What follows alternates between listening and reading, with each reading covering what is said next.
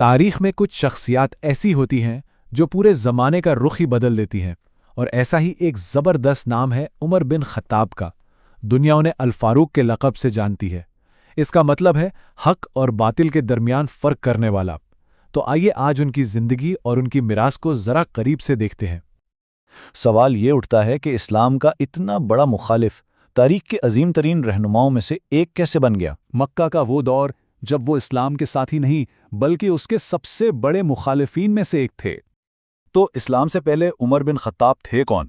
دیکھیں، وہ مکہ کے ایک بہت طاقتور قبیلے قریش کی شاخ بنو عدی سے تھے، اور ان کے قبیلے کا کام تھا دوسرے قبیلوں کے جھگڑے سلجھانا۔ اس زمانے میں مکہ میں پڑھنا لکھنا جاننے والے لوگ بہت کم تھے، اور وہ ان میں سے ایک تھے۔ زبردست پہلوان اور گھڑ سوار بھی تھے۔ ان کی شخصیت بہت مضبوط تھی، اور ایک تاجر کے طور پر وہ شام تک سفر کر چکے تھے، تو انہیں دنیا کا کافی تجربہ بھی تھا۔ تو جب اسلام کی دعوت شروع ہوئی تو اپنی اسی طاقت، مرتبے اور پختہ یقین کی وجہ سے وہ اس کے سب سے سخت مخالف بن کر سامنے آئے۔ انہیں لگتا تھا کہ یہ نئی تحریک ان کے باپ دادا کے نظام کے لیے ایک سیدھا چیلنج ہے۔ اور ان کی یہ مخالفت صرف باتوں تک نہیں تھی، بات اتنی بڑھ گئی کہ ایک دن وہ تلوار اٹھا کر پیغمبر اسلام حضرت محمد صلی اللہ علیہ وسلم کو قتل کرنے کے ارادے سے نکل پڑے۔ اس سے اندازہ لگایا جا سکتا ہے کہ وہ اس نئی تحریک کو ختم کرنے کے لیے کتنے سنجیدہ تھے۔ لیکن راستے میں انہیں پتہ چلا کہ ان کی اپنی بہن فاطمہ اور ان کے شوہر مسلمان ہو چکے ہیں۔ وہ غصے میں آگ بگولا ہو کر ان کے گھر پہنچے، اپنی بہن پر ہاتھ بھی اٹھایا، مگر پھر ان کے کانوں میں قرآن کی آواز پڑی۔ وہ سورہ طٰہٰ کی آیات تھیں، اور ان الفاظ نے ان کے غصے کو بالکل پگھلا دیا۔ وہ سیدھا وہاں سے نبی صلی اللہ علیہ وسلم کے پاس گئے اور اسلام قبول کر لیا۔ اور وہ الفاظ کیا تھے؟ بے شک میں ہی اللہ ہوں، میرے سوا کوئی معبود نہیں، پس تم میری عبادت کر اور میرے ذکر کے لیے نماز قائم کر۔ یہ جو سیدھا، طاقتور اور واضح پیغام تھا نا، اس نے ان کی شخصیت پر اتنا گہرا اثر ڈالا کہ ان کی زندگی کا مرکز ہمیشہ کے لیے بدل گیا۔ اب جب وہ مسلمان ہو گئے تو ان کی وہی توانائی، وہی جذبہ جو پہلے اسلام کے خلاف استعمال ہو رہا تھا، اب وہ اسلام کی طاقت بن گیا۔ اس تبدیلی کی اہمیت کا اندازہ ان کے ایک ساتھی عبداللہ بن مسعود کی اس بات سے لگایا جا سکتا ہے۔ انہوں نے کہا، عمر کا اسلام لانا ایک فتح تھی، ان کی ہجرت ایک مدد، اور ان کی خلافت ایک رحمت۔ یہ ایک جملہ ان کی پوری زندگی کے تینوں اہم مراحل کو کتنی خوبصورتی سے بیان کر دیتا ہے۔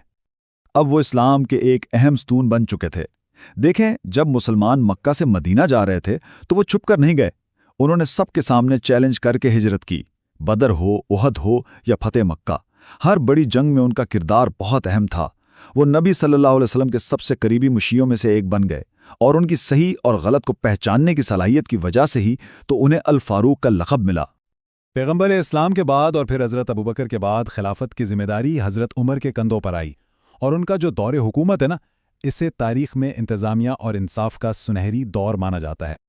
ان کی خلافت صرف 10 سال کی تھی، 634 سے 644 عیسوی تک، لیکن ان 10 سالوں میں جو کچھ ہوا اس کے اثرات آج تک محسوس کیے جاتے ہیں، صرف ایک دہائی میں۔ ان کے دور کو ہم دو بڑے حصوں میں دیکھ سکتے ہیں۔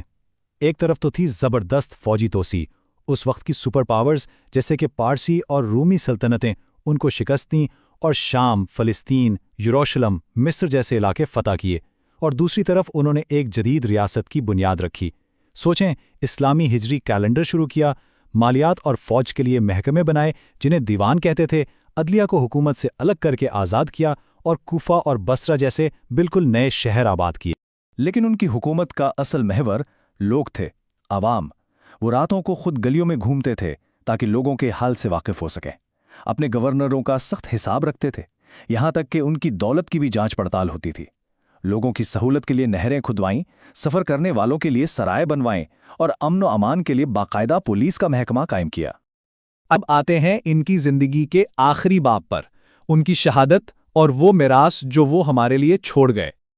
یہ 644 کا سال تھا۔ وہ مسجد میں فجر کی نماز پڑھا رہے تھے جب ابو لولو فیروز نامی ایک شخص نے ان پر خنجر سے حملہ کر دیا اور وہ شدید زخمی ہو گئے۔ اتنے گہرے زخموں کے باوجود ان کی آخری فکر ریاست کے مستقبل کی تھی۔ انہوں نے اپنے بعد کسی ایک کو نامزد نہیں کیا، बल्कि उन्होंने 6 बड़े साहबा की एक कौंसिल, एक शूरा बनाई और उन्हें ये काम सौंपा कि वो आपस में मशवरे से अगला रहनुमा चुनें ताकि इक़्तिदार की मुंतकली बिल्कुल हमवार और पुरअमन हो। तो आइए एक जल्दी से उनकी ज़िंदगी के अहम संगे मील देखते हैं। तकरीबन 584 में मक्का में पैदा हुए।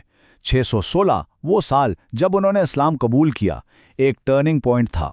634 में वो दूसरे खलीफा बने। 636 में जंग यरमूक में रूमी सल्तनत पर एक फैसलाकुन जीत हासिल की और 644 में उनकी शहादत हुई।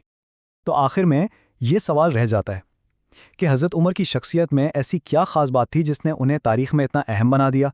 क्या वो उनका इंसाफ था जो कभी नहीं डगमगाया, या उनकी इंतज़ामी जहानत, या फिर उनका अपना सफ़र एक मुखालिफ से मुहाफ़िज़ और फिर एक अजीम रहनुमा बनने तक का?